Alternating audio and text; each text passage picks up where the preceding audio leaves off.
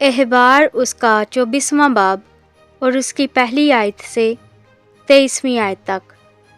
اور خداوند نے موسیٰ سے کہا، بنی اسرائیل کو حکم کر کے وہ تیرے پاس زیتون کا کوٹ کر نکالا ہوا خالص تیل روشنی کے لیے لائیں، تاکہ چراغ ہمیشہ جلتا رہے۔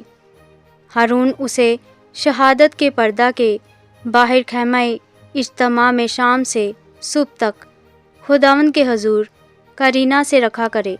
تمہاری نسل در نسل سدا یہی آئین رہے گا۔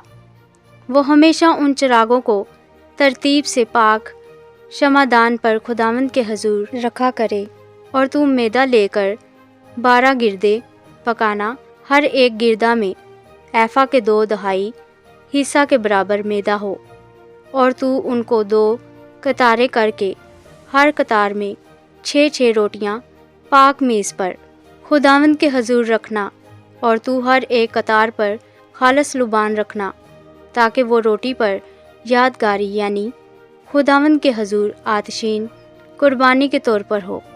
وہ سدا ہر سبت کے روز ان کو خداوند کے حضور ترتیب دیا کرے، کیونکہ یہ بنی اسرائیل کی جانب سے ایک دائمی عہد ہے۔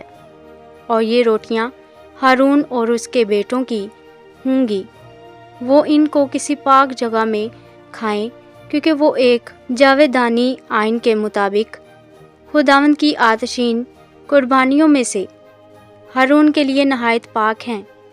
اور ایک اسرائیلی عورت کا بیٹا جس کا باپ مصری تھا، اسرائیلیوں کے بیچ چلا گیا، اور وہ اسرائیلی عورت کا بیٹا اور ایک اسرائیلی لشکرگاہ میں آپس میں مار پیٹ کرنے لگے، اور اسرائیلی عورت کے بیٹے نے پاک نام پر کفر بکا اور لعنت کی۔ تب لوگ اسے موسیٰ کے پاس لے گئے۔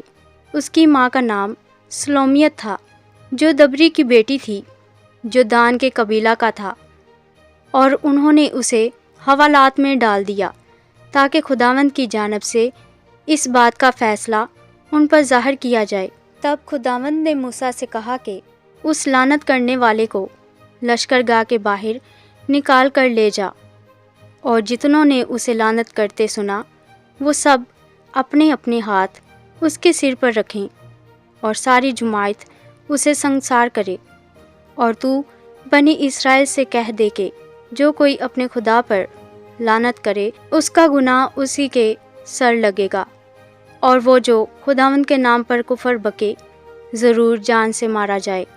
ساری جماعت اسے قطعی سنگسار کرے، خواہ وہ دیسی ہو یا پردیسی۔ جب وہ پاک نام پر کفر بکے تو وہ ضرور جان سے مارا جائے، اور جو کوئی کسی آدمی کو مار ڈالے وہ ضرور جان سے مارا جائے، اور جو کوئی کسی چپائے کو مار ڈالے وہ اس کا معاوضہ جان کے بدلے جان دے۔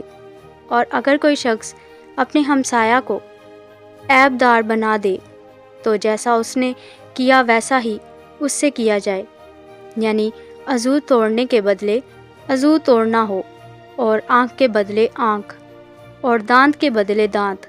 جیسا عیب اس نے دوسرے آدمی میں پیدا کر دیا ہے ویسا ہی اس میں بھی کر دیا جائے۔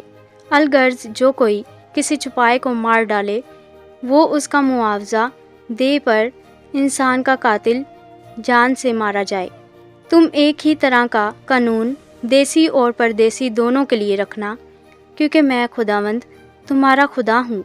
اور موسیٰ نے یہ بنی اسرائیل کو بتایا، پس وہ اس لعنت کرنے والے کو نکال کر لشکرگاہ کے باہر لے گئے اور اسے سنگسار کر دیا۔